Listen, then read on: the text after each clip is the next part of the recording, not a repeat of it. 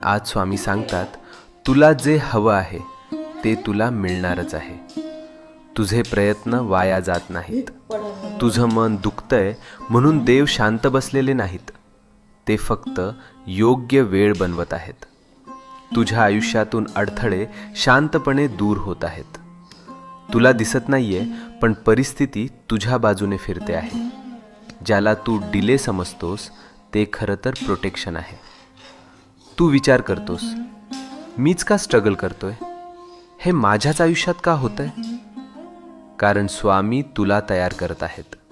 तू जे मागितलं आहेस ते मोठं आहे, आणि मोठ्या गोष्टी मिळायला मन, विचार आणि आत्मविश्वास तयार असणे गरजेचं असतं. आज स्वामींची कृपा तुझ्या भोवती आहे.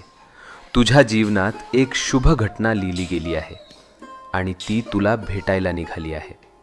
तू ज्या चांगल्या